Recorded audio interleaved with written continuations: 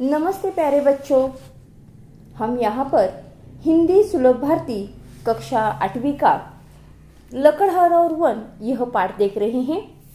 इसके लेखक हैं अरविंद भटनागर। बच्चों, लकड़हारा और वन इस पाठ का हमने पहला दृश्य देखा है। पहले दृश्य में हमने क्या देखा था कि किस तरह से यहाँ पर ये जो लकड़हारा है अपने परिवार का गुजारा करने के लिए किस तरह से जंगलों में जाकर लकड़ियों की कटाई करता है, और इसी प्रकार एक दिन वो किस तरह से कुल्हाड़ी लेकर जंगल में लकड़ियां काटने के लिए गया था। जैसे ही वो एक पेड़ को काटने के लिए जाता है, उसके हाथों से कुल्हाड़ी छूट जाती है और नदी के गहरे पानी में गिर पड़ती है। अचानक वहां पर एक देवता ग्रामीण के वेश में वहां पर आ जाता है। लकड़हारा उसके मदद के लिए उससे मदद मांगता है, तो ग्रामीण भी उसकी मदद करने के लिए तैयार हो जाता है, क्योंकि लकड़हारे को पानी में तैरना बिल्कुल नहीं आता है। जैसे ही ग्रामीण नदी में कूद पड़ता है और एक चांदी की कुल्हाड़ी लाता है पहले, लेकिन यहाँ पर लकड़हारा कहता है कि मेरी कुल्हाड़ी नहीं है। तो दूसरी बार वो पानी में कूदता है, दूसरी बार वो सोने की कुल्हाड़ी लाता है। तो लकड़हारा कहता है कि ना बाबा ना, ये तो मेरी कुल्हाड़ी नहीं है।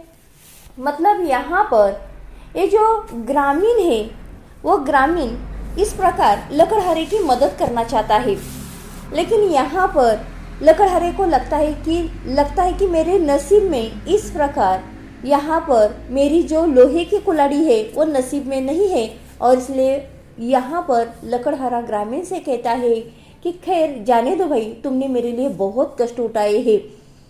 अब यहाँ पर ग्रामीण क्या कहता है, पहले दृश्य का जो भाग है वो हम आगे देख रहे हैं बच्चों। ग्रामीण बीच में ही, नहीं भाई नहीं, इसमें कष्ट की क्या बात है। मुसीबत के समय एक दूसरे के काम आना तो हमारा धर्म है। मैं एक बार फिर कोशिश करता हूँ। और ऐसा कहकर ग्रामीण नदी में कूदकर लोहे की कुल्हाड़ी निकालता है। अब यहाँ पर जब लकड़हारा कहता है कि जाने दो भाई, तुमने मेरे लिए बहुत कष्ट उठाए, तो इस प्रकार जो ग्रामीण है वो लकड़हारे से कहता है कि अरे भाई, इसमें कष्ट की क्या बात है, तुम मुसीबत में हो, और मुसीबत में एक दूसरे के काम आना ही हमारा क्या है, तो सच्चा धर्म है, और वही तो मैं कर रहा हूँ। एक बार सिर्फ मैं क्या करता हूँ तो कोशिश करता हूँ। ऐसा कहकर ग्रामीण नदी के पानी में कूद जाता है और वहां से वो लोहे की कुल्हाड़ी बाहर निकालता है। ग्रामीण, लो भाई, इस बार तो यह लोहा ही हाथ लगा है। लकड़हारा अपने लोहे की कुल्हाड़ी देखकर खुश हो उठता है। तुम्हारा यह उपकार मैं जीवन भर नहीं भूलूंगा, भगवान तुम्हें सुखी रखे। अब यहाँ पर तीसरी बार पानी में कूदने के बाद ग्रामीण के हाथ लोहे की कुल्हाड़ी लगती है। लकड़हारा जब अपनी लोहे की कुल्हाड़ी को देखता है तो बहुत खुश होता है, और खुश होकर वह लकड़हारा ग्रामीण से बोल देता है कि भाई, तुमने मुझ पर बहुत बड़ा एहसान किया है, तुमने मुझ पर बहुत बड़ा उपकार किया है, तुमने मेरी लोहे की कुल्हाड़ी आज मुझे क्या की है तो वापस दी है।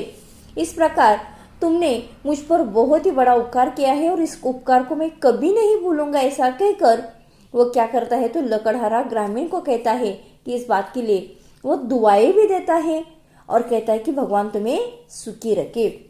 तो ग्रामीण कहता है, एक बात मेरी समझ में नहीं आई। तो लकड़हारा कहता है हाथ जोड़कर कि वह क्या। ग्रामीण कहता है, मैंने तुम्हें पहले चांदी की कुल्हाड़ी दी, फिर सोने की दी, तुमने नहीं ली, ऐसा क्यों। तो यहाँ पर ग्रामीण ने लकड़हारे से एक सवाल पूछा है कि अरे भाई, मेरी तो एक बात भी समझ में नहीं आई है। वह है कि मैंने तुम्हें चांदी की और सोने की कुल्हाड़ी दी, लेकिन तुमने उस कुल्हाड़ी को लेने से इनकार क्यों किया।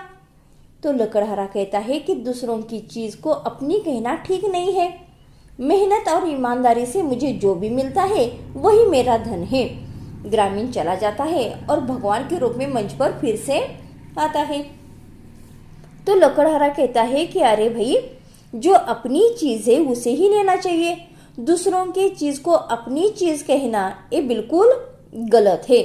और ऊपर से मेहनत और ईमानदारी से जो हमें मिलता है ना भाई, उसी पर गुजारा करना चाहिए। मेहनत और ईमानदारी से, सच्चे मेहनत से जो भी हमें मिलता है वही हमारा सच्चा धन होता है। ऐसा कहकर ग्रामीण वहां से चला जाता है और बाद में वो भगवान के रूप में फिर से मंच पर आ जाते हैं। भगवान, धन्य हो भाई, मैं तुम्हारी ईमानदारी से बहुत प्रसन्न हूँ, लेकिन मेरी एक शर्त है, तुम हरे भरे पेड़ों को नहीं काटोगे, नहीं लालच में पड़कर जरूरत से अधिक सूखी लकड़ी काटोगे। तो भगवान ने लकड़हारे से क्या कहा है कि अरे भाई लकड़हारे, मैं तुमसे बहुत खुश हूँ, सचमुच तुम बहुत ही मेहनती और बहुत ही ईमानदार हो, मैं तुम्हारी इस ईमानदार पर बहुत खुश हूँ। लेकिन लकड़हारे, मेरी एक शर्त है, तुम जो जंगलों में जाकर हरे भरे पेड़ों को काटते हो और इतना ही नहीं, लालच में आकर ज्यादा तुम सूखी लकड़ियां काटते हो, उसे तुम नहीं काटोगे और ना ही हरे भरे पेड़ों को काटोगे। पहले ये जो मेरी शर्त है इसे तुम्हें मानना पड़ेगा।